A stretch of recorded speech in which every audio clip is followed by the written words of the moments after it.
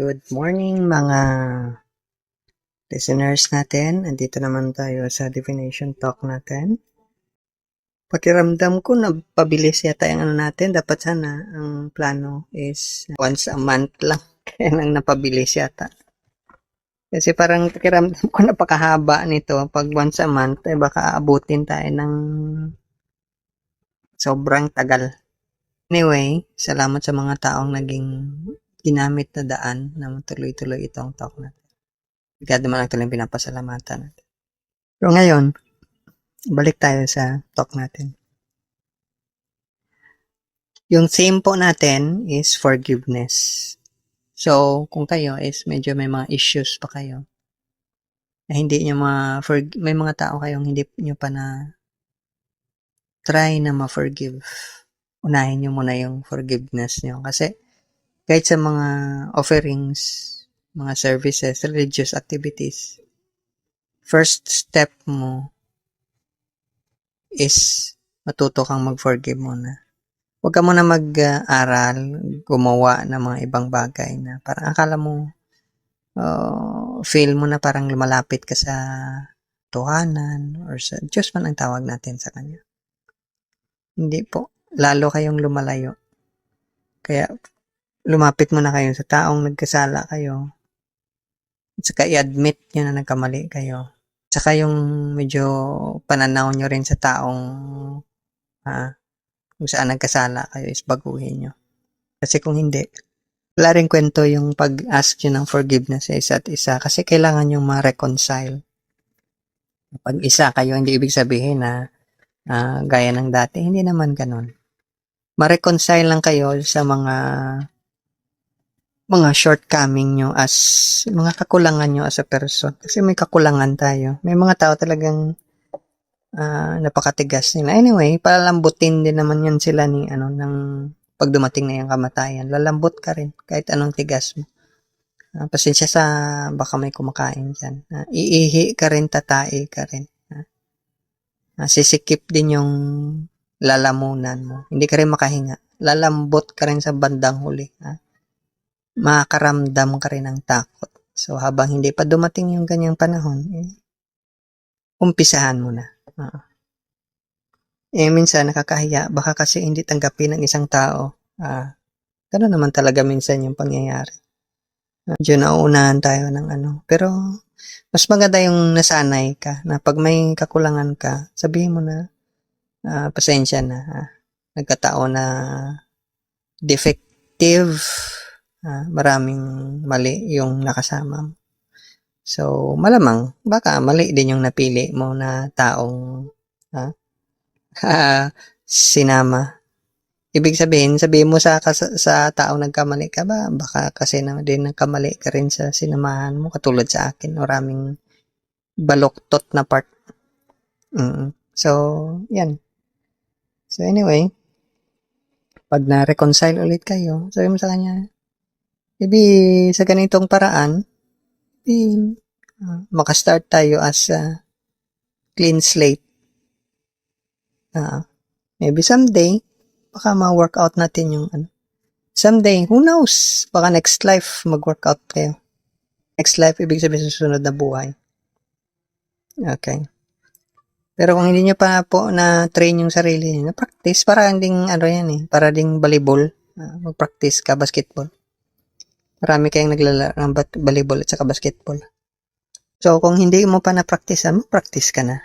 Malay mo, baka maging world champion ka later on sa forgiveness.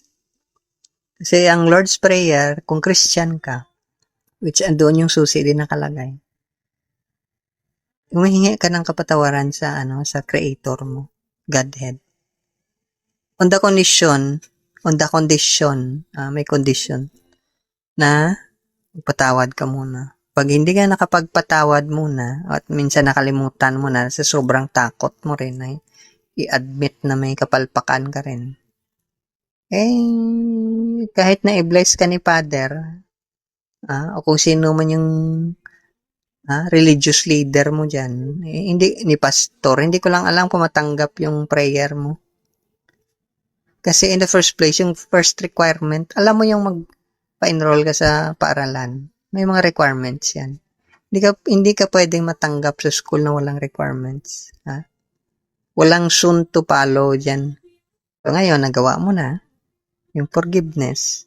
Kasi ikaw yung nagkasala at saka yung taong kung saan ka nagkasala, pareho kayo nagkasala din. So kailangan mutual yung bigay nyo ng forgiveness. Okay, balik tayo sa main topic natin. Etong chart ng country natin, may energy siya. Kagaya ng usual na kaalaman, lahat ng countries, lahat ng places, may mga sari-sariling angel yan, archangel na protector. Bahala na kayo kung ano yung pangalan nyo sa angel na yan. May protector yan na angel. So, yung una dyan is, para mag-start yung cycle ng lotus na yan is, syempre may forgiveness ka. So, mag-umpisa yan sa bagong pananaw. Uulitin ko na naman kasi baka hindi nyo nakuha yung unang sinabi ko, bagong pananaw. Titingnan nyo yung foundation ng pananaw nyo. Baka kasi ang values na napulot nyo is, lahat is makukuha lang sa material, sa pera, alam mo yung mga lahat ng worldly, makukuha mo lahat yan. Magiging happy ka, magiging peaceful ka, magiging contented ka sa buhay mo. Ikaw yung pinaka masayang tao sa buong mundo. Baka kasi yun yung pananaw mo. Hindi po. Walang mystic teacher, master, or mentor, katulad ni Master Christ, na nagsabi na pag nakuha mo yung lahat ng bagay sa mundo, nakuha mo na yung ambisyon mo, magkakaroon ka ng peaceful na buhay. Ewan ko lang po. Baka siguro may nakalimutan tayo. Baka hindi pa po na-translate yung part ng scripture na ganyan. Pero yung pagkaalam ko sa lahat ng world scriptures, parang wala naman yata nakalagay na ganyan. So, kung gusto mo maging billionaire, ikaw yung may pinakamaraming collection ng Bitcoin or kung ano man dyan, magiging peaceful yung buhay mo. Pag-isipan mo. Kasi pag nalaman ng iba na marami kang pera, baka delikado pa yung buhay mo. Okay? So, ganun yan. So, next yung sa movement ng cycle na sinabi natin, yung unconditional love. Okay. Unconditional. Ano ba ibig sabihin na unconditional? Walang condition. Bakit ganun? Unconditional love. Tapos yung prayer may condition. Yan na nga ang problema. Ang problema na. May condition yung prayer kasi tanggalin mo na yung takip ng puso mo. Kasi pag hindi sarado yung puso mo, wala ring kwenta. Alam mo yung parang puno na baso o sarado yung kamay. Alam mo kwento minsan sa unggoy na kumuha ng mani yata yun. Ano yun? Sa loob ng lalagyan, jar, na hindi niya matanggal yung kamay niya dahil pinipilit niyang hawakan. Ayaw niya bitawan yung mani yata yun. Mangga. Nakalimutan ko yung talaga details ng story. So, ganun. Ayaw mong bitaw-bitawan yung isang bagay. Alam mo yung inis ka, hindi mo ma-forgive yung isang tao, hindi mo mabitaw-bitawan. Miss, at saka mister, tandaan nyo, dumidilim yung energy ng soul nyo. Dumidilim yan. Baka make-up mo siguro gumaganda ka, pero yung soul mo namamatay unti-unti. Pag namatay yung soul mo, huwag mo nang isisi sa iba kasi pinabayaan mo mamatay yung soul mo. Okay.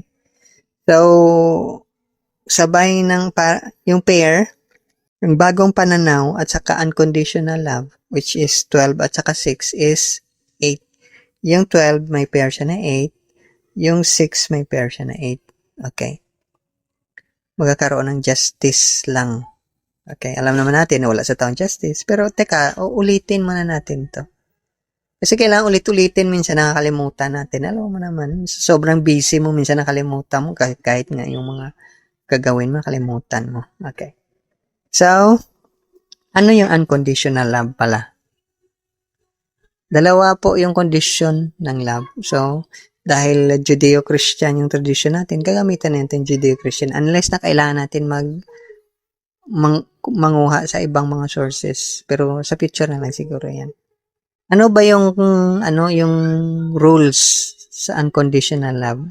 Una, love God above all things. Ang ganda pakinggan, di ba? Oo naman. Siyempre. Teka. Sandali. Parang may mali yata. Oo, may mali. Above all things kasi. Above all. Tanggalin natin things. Above all.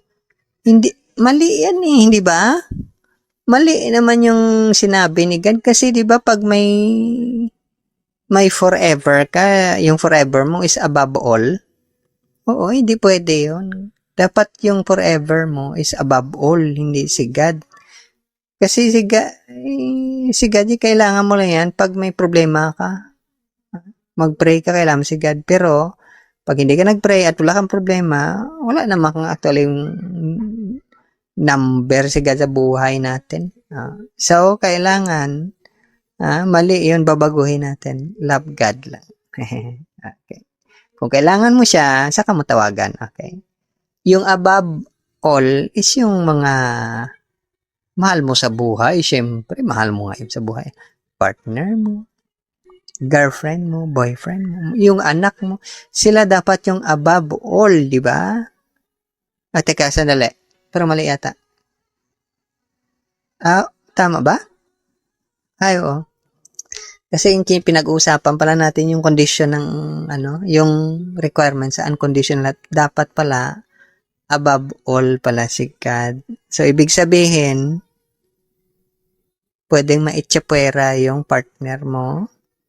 Pwedeng maitsapuera yung mga kung sino man o anuman. Basta tinatawag ka ni God. Teka, sandali. Paano ka ba tatawagin ni God? Paano nga ba tatawagin ni God yung isang taong hindi makarinig sa boses niya? Teka, sandali. Baka kailangan maglinis siguro ng tenga. Hindi naman. Paano mo maramdaman yung presence ni God? Wala ka, manhid ka nga. Teka, sandali. So, ibig sabihin, marinig mo lang si God at saka maramdaman mo lang yung presence niya, so makita mo yung mga signs niya kung bukas yung mata mo, yung tenga mo, at saka hindi ka manhid. Kasi kung manhid ka, di ibig sabihin malaking problema nga. Kasi hindi mo rin alam kung nagpaparamdam sa'yo si God. Alam mo, nagpaparamdam nga minsan yung mga mahal mo sa buhay, di ba? Paano pa kaya si God? Nararamdaman mo ba siya? Malamang, siyempre naman, nararamdaman mo siya. Kung anong araw, nagsisimba ka, di ba? Nararamdaman mo siya. Ganon nga. Above all pala yan. Pero yung translation sa Bible, above all. So, ibig sabihin ng above all, hindi siya pwedeng maging second sa buhay mo. Paano kung sinabi niya sa yung, i-sacrifice mo nga yung anak mo? I-sacrifice mo nga yung wife mo? Kaya mo ba? Sige, tanongin mo nga yung sarili mo, kung kaya mo. Nako. Wag mong gawin yan, maging kriminal ka, baka ka pa ng ibang tao, ipakulong ka ng ibang tao. Mahirap yung ganyan. Wag ganyan. Okay. So, yung susunod dyan is, babayaan na lang natin yung above all na lang. Wag na lang yung above all. Sige. Yung number 2 na lang yung natin. Ano ba yung number 2? Teka, ang number 2 ay love your neighbor as you love yourself. Hindi pwede yun. Ang hirap ng ganun. Kasi paano yan, nagugutom ka, susubo mo na lang yung pagkain sa bunganga mo. Ihati mo pa sa neighbor. Wag namang ganyan. Lagi kang gutom pag ganyan. Lalo na pag pera yung pinag-uusapan, ako mahirap yung ganyan. Kasi, bakit mo naman ibigay yung portion ng meron ka sa neighbor mo? Diba? Hindi pwede yung ganun. Unfair yung ganun. Kasi, diba? Sariling kayod tayo. Naghihirap. Sumakit nga yung likod mo sa paghihirap para magkaroon ka ng sarili mo. Tapos, mag-share ka lang sa neighbor. Ang pangit naman yung gano'n. Hindi magtrabaho sila. Maghanap sila ng wala silang magawa. Baka makaisip sila na masama. Ay, bahala na sila. Magnakaw sila dyan. Magpatay sila. Basta yung sa akin lang. Hindi pwede yung ano ba naman yan, neighbor? Wala naman akong neighbor kasi nag-iisa lang naman ako, di ba? Oo. Hindi pwedeng mahalin mo yung neighbor mo katulad sa sarili mo. Paano yan? Oo, dapat yung neighbor mo, kung ano gusto mo, yun yung gagawin ng neighbor mo. Kasi yung neighbor mo, binabayaran mo lang yan eh. Hindi naman, wala namang kasaling pagmamahal yan. Ano? Ha? Diba? Nagustuhan mo lang yung tao dahil marami siyang pera. Wala siyang trabaho. Wala. Basura yan. Walang kwenta. Okay. Walang laman yung utak. Walang kwenta. Yan dapat matalino. Hindi naman mukhang magaganda yung mga itsura. Alam mo yung anong klaseng neighbor yan? Ayoko sa mga ganong klaseng neighbor. Kasi yung mga neighbor na yan, nakakasira ng araw. Nakaka-bad trip. Walang laman yung kwento. Hindi neighbor yung, dapat yung mga neighbor is ako yung pumipili. 'Di ba? Binigyan ka na ng talino ni God para pumili ka eh. Paano yung neighbor mo walang kwenta? Hindi pumunta ka sa ibang lugar, maghanap ka ng mga neighbors na magaganda. Ang problema dyan, katulad ng unang requirement sa unconditional love, as you love yourself. Paano yan? As you love yourself. Pwede bang ganun? Pwede bang unfair naman yan? Hindi pwede yung ganyan. Dapat, di ba dapat na matalino tayo? Tayo nagde-decide kung anong tama. Babayaan mo na si God, patay na yan si God. Yan, patagal na yan. God is dead, sabi nila eh. So, ganun yan. Yung requirement for unconditional love, dalawa, God above all, love your neighbor as you love yourself. Okay? Do unto others as you would like others to do unto you. Okay? Wag namang, wala, ang hirap ng mga ganun. Paano yan? Yun yung requirement para ma-awaken. Hindi na ma-awaken. Ma-free yung archangel na nag-protect sa country natin. Imposible yan. Sandali. Alam ko na, after 2 million years, malamang magising yung archangel na to. Alam mo yung ganun? Sige, magpatayan muna tayo, magnakawan muna tayo, maghold-upan muna tayo, magbugbugan muna tayo, magsari-sarili tayo, kasi yan yung law eh, magsari-sarili tayo. Yan yung magandang contribution ng law, magsari-sarili tayo, kanya-kanya tayo, kanyang-kanyang trip yan, biyahe. Wag mong anuhin, Pinaghirapan mo kaya yan, so dapat sa'yo lang yan. Okay. Pamilya mo kaya yan, dapat kayo-kayo lang, di ba? Kung hindi susunod sa'yo yung ibang membro ng pamilya mo, di itsapwera, sipain palabas sa bahay. Ganun yun. Okay. So, hindi na na-fulfill yung requirement na unconditional love. No, ngayon, yung justice, baka sa Justice League yung siguro pwede yung ganyan. Sa mga comics, okay, sa movies. Pero sa totoong buhay, imposible. Kasi hindi nga natin na-fulfill yung requirement. Bahala na sila dyan. Di naman mapagkapirahan yung ganyan. Bakit? Mapagkapirahan mo ba pag God above all ka ba? Sinong bibili niyan? Wala naman. Dapat yung God mo is, yung simbahan is abot sa langit. Diba? Katulad ng paggawa nila ng yung tower hanggang sa langit. Ganun yan. Okay. Skyscraper. Ewan ko lang kung ano nangyari doon. Baka alam nyo, kwentuhan nyo ako kung ano nangyari. Okay. So, ganun yan. So, walang justice. Ngayon, ito unahin natin yung babae. Feminine energy. Ancestral energy ito. Si maganda ito. Diba yung lalaki si malakas. Yung babae si maganda. Ito yung ancestral energy natin. ng country natin sa babae. Dapat may self-control yung babae. Temperance. May self-restraint siya. Yung feminine energy natin, hindi yung kahit ano na lang. Kaya nga siguro mabili yung yung mga external na mga kailangan natin. Toiletries. Kasi kailangan is, alam mo yung ganun? Ang dapat mabango ka, yung mga 1 kilometro. Dapat, alam mo yung ganun?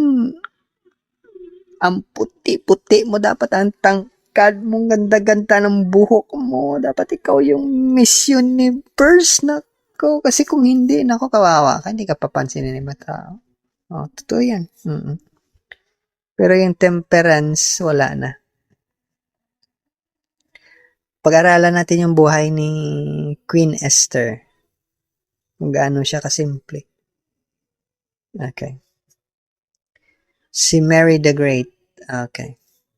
Past na yan. Baka hindi rin nag-exist yung mga taong yan. So, huwag nyo nang pahirapan yung sarili nyo. Pag hindi ito na master ng mga babae, feminine energy, which malakas din yung influence ng mga babae sa mga lalaki dahil siyempre nanay mo yung nagpalaki sa'yo.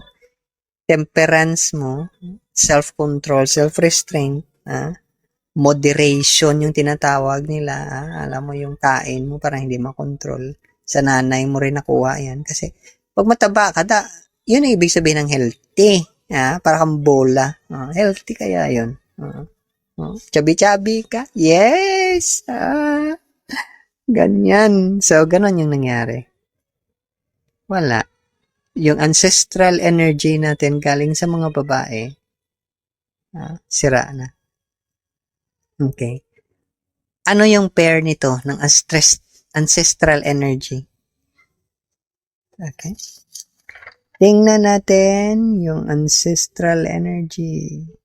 Oh my God. The same pa rin.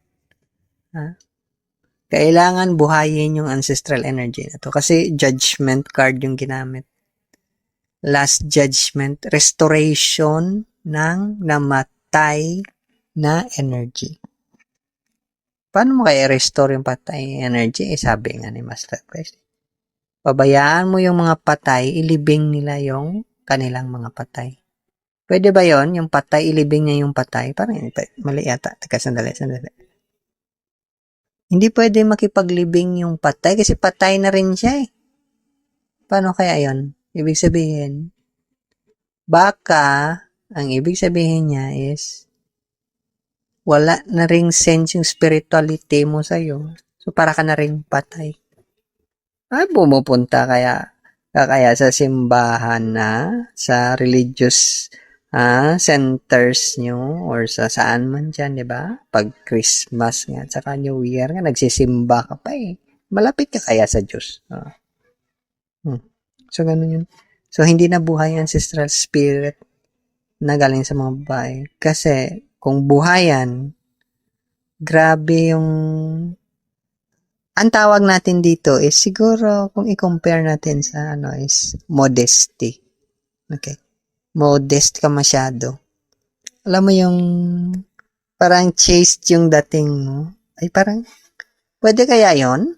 Parang old school yata yun. Pangit yun. Ang nanay nun, old school. Dapat modern ka. Outdated ka. Hindi ka in, di ba? Dapat in na in. Okay. So, ganun yung nangyari.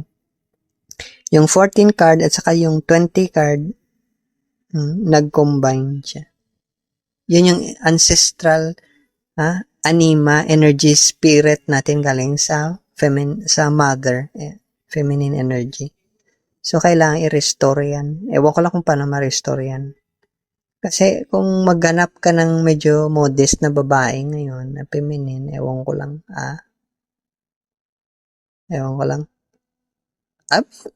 Hindi ko sinabing hindi ka makakita ng ganyan. Okay. Pero subukan mo lang. Maglakad ka ng 15 kilometers mula sa place mo kung may makita. Yung iba dyan is attire lang yan sa papunta sa simbahan or sa ano. Paglabas niyan sa simbahan or tapos na yung pagsimba, wala na yan. Tingnan mo na lang yung damit. Okay. Saka yung hindi yung panamit ha. Yung modesty, iba yun. Pero sige lang. Maganda naman tingnan eh, di ba? Isa yan sa mga binigay na knowledge ng mga Nephilims, yung beatification sa babae. Pero parang lumala yata yung ano niya, kalimutan natin yung purpose. Okay. So ngayon, di ba nakwento ko na yung tungkol sa babae, feminine energy, anima. May ancestral energy tayo na galing sa mga lalaki. Okay, animus. Ano kaya yon? Okay. Kasi kung may energy, kasi dapat ma-purify yung ancestral na spirits or ancestral consciousness galing sa mga lineage natin. Okay, paano kaya to? So, yung isa is sa father side, titingnan natin kung ano sa father side. Okay. Moon card pala to. Card. Minsan, interpretation ng iba is illusion. Power of illusion. Okay. Pero, yung moon kasi, ano yan, uso yan sa halos lahat ng culture. May moon na symbol. In fact, very prominent yan sa Islam. Moon at saka star. Okay. Ano ba yun? Anyway, napag-usapan na natin yan matagal na sa mga previous na talk natin. Ang tawag dyan is cycles. So, ang masculine energy natin is mastery ng cycle. Parang kalendar yan. Alam mo yung kalendar? Alam mo, maraming isda ngayon. Pwede tayong manghuli. Walang isda ngayon. Parang ganun. Oops, malalim yung dagat. Mababay. Ganon yun. Okay. So, yung isa is hidden yung ano niya. Sa mother side, hidden yung power niya. Sa father side, alam nila yung right. Parang farmer yata yun sa lalaki. Alam niya yung timing kung paano. No, ngayon, ang magiging shortcoming dyan is, alam mo lang magtanim sa lupa. Pero yung pag-flow ng consciousness mo, pag-grow, hindi mo alam. So, yun yung magiging shortcoming niya. Pero wag na natin isipin shortcoming. Kasi parang, wala naman yatang shortcoming, di ba? Kasi marami nang alam. May AI na ngayon. So, alam ni AI kung anong dapat gawin. Totoo kaya yan? Hindi mo alam? So, ganun. So, alam ni AI kung ano yung tamang time sa pag-plant. Alam ni AI kung anong tamang cycle. So, parang katulad sa farmer's calendar, alam mo yung pag-cycle. Ngayon, ang malaking katanungan, dahil lahat ng religious organizations na nanggaling sa tinuro ng mga religious teachers natin, mga great masters, cycle ng moon yung binabasihan. Nawala na ngayon yan. Ano na lang, sa Islam, tingnan na lang yung observation ng moon na lang. Okay. Pero yung buong cycle ng moon, wala na yun. Okay. Sa Vedic culture, meron pang calendars na ginagamit. Pero anong nangyari dyan, celebration na lang ng mga great teachers, mga great masters, pero ano talaga yung cycle ng moon, wala na. Okay, so maybe sa future, pwede natin pag-usapan yung guys. So ngayon, ang lalaki is may mastery siya sa moon. Para siyang druid. Para siyang shaman. Yung babae naman is, siya? Para siyang witch, no? Nakatago siya. Kasi ang witch, pangit ang tala itsura ng damit niya. Para siyang witch. Kaya nga siguro ang dami nating practice ng witchcraft na yun ko lang. So, ganun yun. Ang next na combination is, dali. Ako. Sa lalaki, is, yung pair ng moon card is tower card. So, hindi ko to pinul out na katulad ng iba, ha? Ulitin ko, hindi ko to pinul out. Naka-compute yung mga numbers niya. So, yung moon card at saka yung tower card magkasama. May sinabi ko kaninang katulad kay Mary the Great or si Mary Magdala. Mary the Pillar or Mary the Tower. Ito yung tower niya ngayon. So, ang tower na to is burst ng spiritual energy. So, ngayon, parang tamang-tama yung combination niya sa 6 which is Lover's card. Nako, napakalalim na usapan ito. Pero wag na muna, baka kasi ma-high tayo sa usapan. Ang ano na lang nito is, dapat may timing sa pag-release ng energy. Yun yung hindi natin minsan alam. Kaya nga, siguro mahilig tayo sa mga kulam-kulam, mga ano-ano dyan sa mga, yung mga power-power na mga ano. Kasi sa moon din yan binis. Wala namang ganun sa sa sun practice. But anyway, narinig nyo na, temperance at saka judgment yung sa lineage ng mga babae. Dapat may purify yung energy na yun. Ang sa lalaki naman is moon at saka tower card. Okay. May iba-iba tayong interpretation yan. Pero yung sa atin is pag-release ng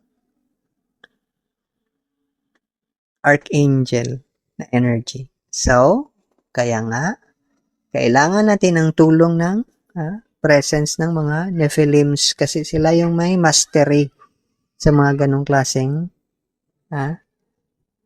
sacred arts. Alam nila. Ngayon, balik ulit ako sa sinabi ko dati kasi masyado malakas yung 7 cards sa atin. Napakalakas talaga niya. Grabe yung combination niya ng 7 cards.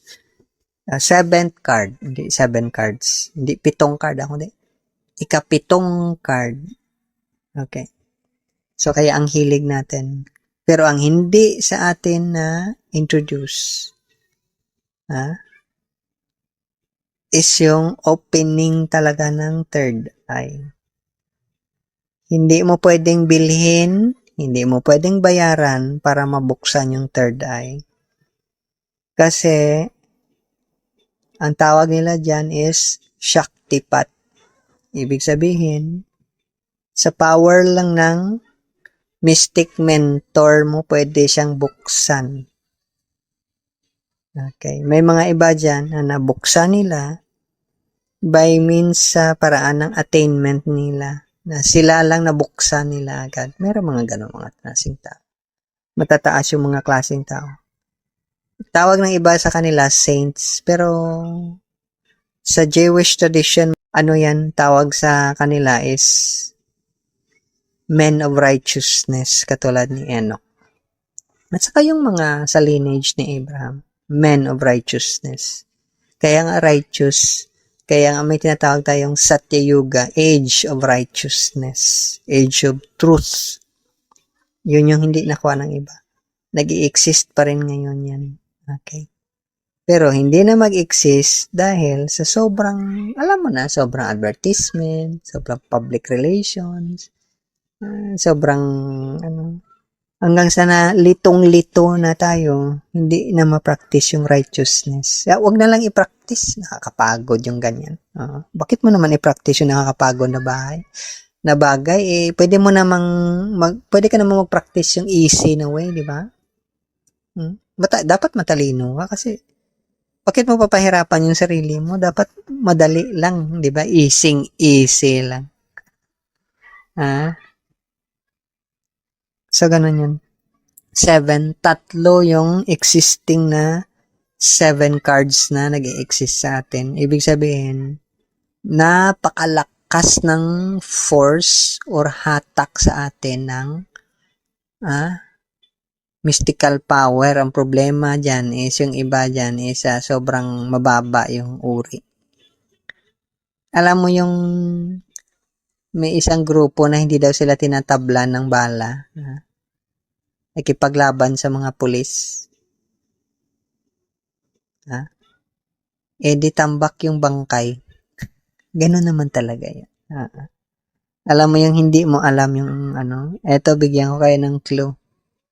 Yung last na mastery ng chariot card sa mababang practice is mabend mo. Parang clay siya. Pwede mo siyang i-bend yung maya or matrix ng illusion. Ibig sabihin, para kang si Thanos. Pwede mong gawing cube yung tubig. Pwede mong pag nagbago. Alam mo yung ganun? Maging dust yung tao. Ganun yung final mastery ng ng chariot card or 7 card. So, medyo hindi nakuha ng iba yan. Kaya lang, minsan sa mga ibang literatures, ang pag-translate nila sa English is illusion. Hindi yon illusion ng magician. Bending ng laws ng nature yon.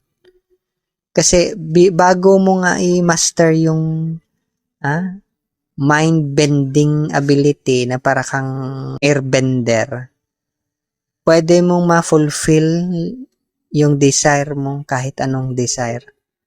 Ibig sabihin, ano ba yung gusto mo, pwede mong i-materialize. Kung yung isang bagay, andoon siya sa Pluto, pwede mong kunin yan. Dalhin mo dito sa lupa.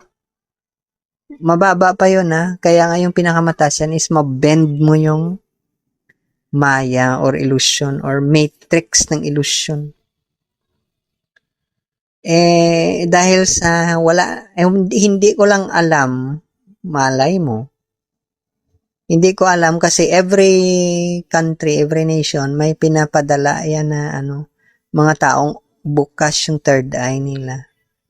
Ang tawag sa kanila, mga messenger, mga prophet, mga righteous ones, or chosen ones, yan sila. Bukas yung third eye niya nila. So, kaya nilang erase, iangat yung consciousness ng iba.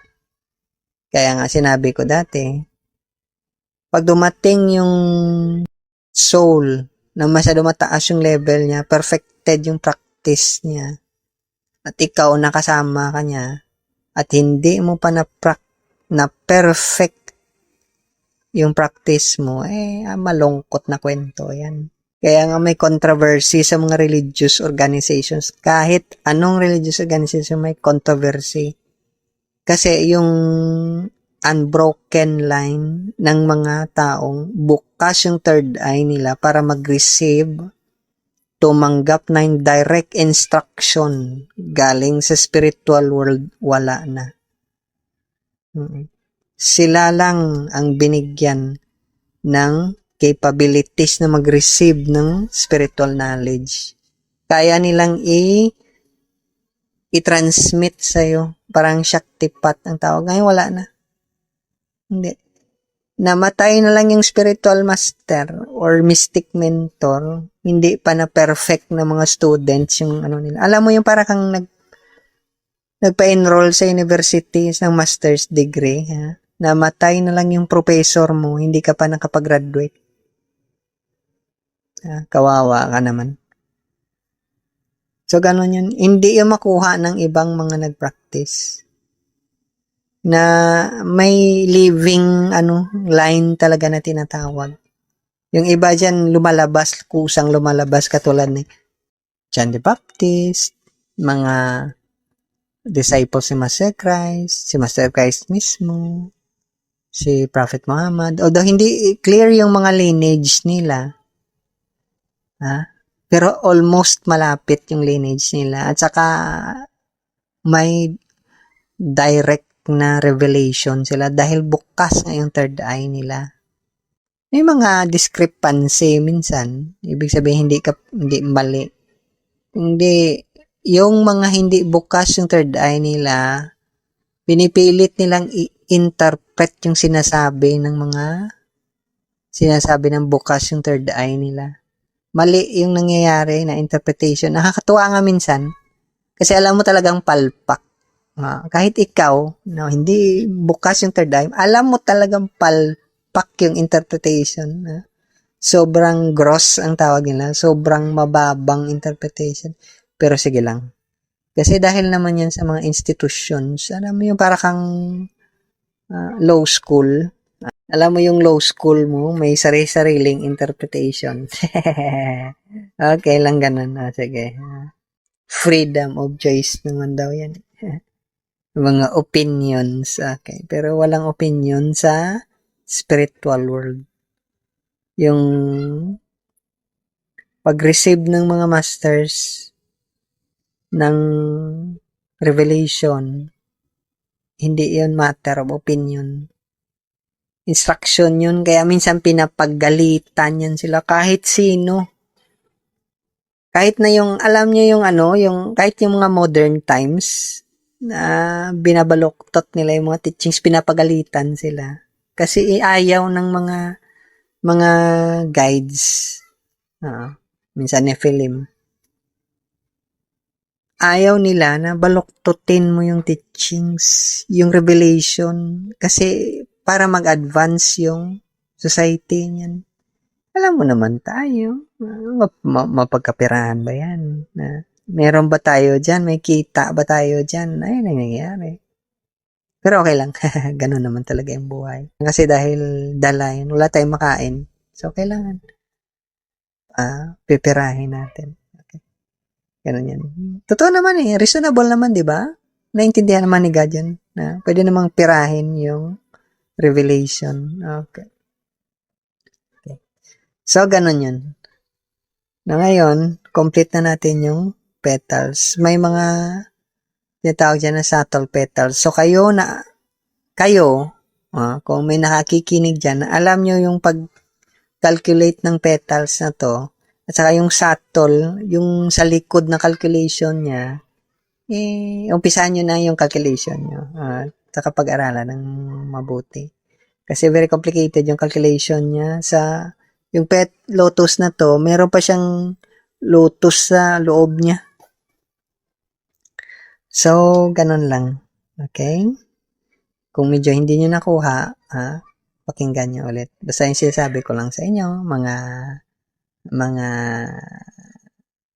audience natin is, pag hindi mo pa napag-aralan kung ano yung significance ng forgiveness, diyan ka na lang muna mag-start. Huwag na lang muna sa mga huwag ka magmadali. Alam mo, minsan pag kumakain ka sobrang bilis, sumasakit yung tiyan mo. Ganun yung mangyayari sa'yo. Pero for the sake of curiosity lang, bahala ka. Sige, ipagpatuloy mo. So, sana po, magawa natin ng paraan mabalance yung energy. Kasi sobrang tagal na talaga. In fact, hindi ko nga alam kasi wala tayong recorded history ng mga chosen ones na nagpakita. Mabuti pa sa Middle East. Mabuti pa sa ibang countries. Meron sila. Yung sa atin, yung mga babaylan, maybe, iba yung chosen ones. Mataas talaga yung nila. At consistent yun sa magkatugma yun sa teachings ng mga chosen ones, talaga mga righteous. Pwede namang kopyahin na lang natin yung idea ng iba. Okay, so ganun yun. Wala akong naalala kahit sa recorded na history natin sa mga great myths natin, mga legends, parang hindi ko naalala. Kahit i-consider mo pa si Master Christ na legend, wala tayong ganung kataas na level. Kahit si Prophet Muhammad, or yung sa Persia. Okay. Sino yung nila? Prophet. Kahit yun na lang, wala tayong ganong kataas na level. Ibig sabihin, hindi pa talaga nagbukas yung third eye ng mga dapat pinili na tao, okay lang. Oo. Mahaba pa naman yung panahon. Kahit na after 5 million years pa, pwede naman yan, at least naumpisahan. Pero yung sinasabi ko, kung pwede, sana, pwede. Pwede ba? Pwede ba? I-open na natin. Kasi kung hindi natin i-open, reklamo tayo ng reklamo, bakit nagkakaganyan yung country natin, yung hindi natin alam, ninineglect din natin, wala rin tayong concern. Is dahil hindi nga bukas yung third eye, hindi tayo makareceive ng guidance na direct. Siguro mayroon tayo sa science and technology, maybe mathematics. Pero hanggang dyan lang ba? Hindi naman paramihan to ng religion. Alam mo yung, bilangin nyo nga, yung religion na pumasok sa atin, hindi naman atin yan. Nangungupya lang tayo. So, kung mangupya tayo, kopyahin na lang natin ng tama. Okay?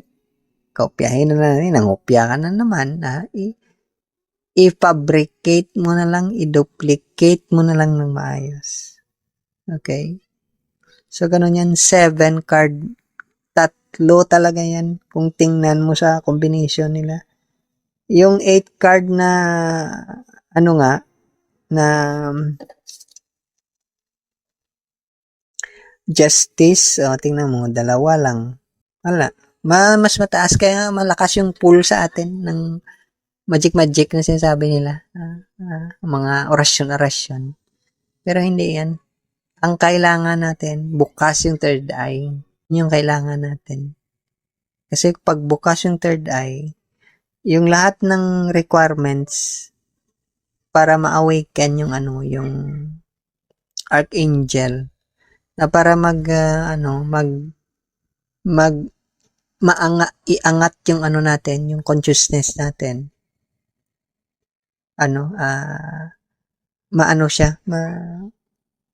Ma-free siya.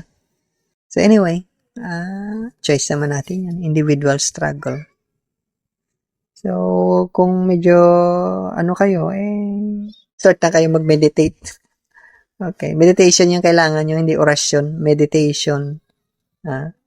Meditation yung kailangan nyo. Hindi yung punta ka ng simbahan, tuwing alam mo yung Christmas sa New Year, or hindi, iyon ang kailangan. Ang kailangan is bukas yung mata mo, tenga, at saka puso. Hindi po, matagal na po yan na sinasabi. Ang rituals, walang contribution yan. Kahit na konti, wala. Ang kailangan mo is meditation. That's why mabigat yung practice sa ibang mga religious order talaga ng meditation. Forgiveness, reconciliation, mabigat yan. Hindi yun part ng typical na ritual. Mahaba na. I hope so may napulot kayo. Medyo pag-isip-isipan lang po nyo. Para sa mga hindi pa nakapag-practice ng forgiveness, sige. Ipagpaliban nyo muna. Kalimutan nyo muna yung lesson. I-practice nyo na muna yun. Okay? Thank you sa time nyo at sa uulitin. Bye-bye.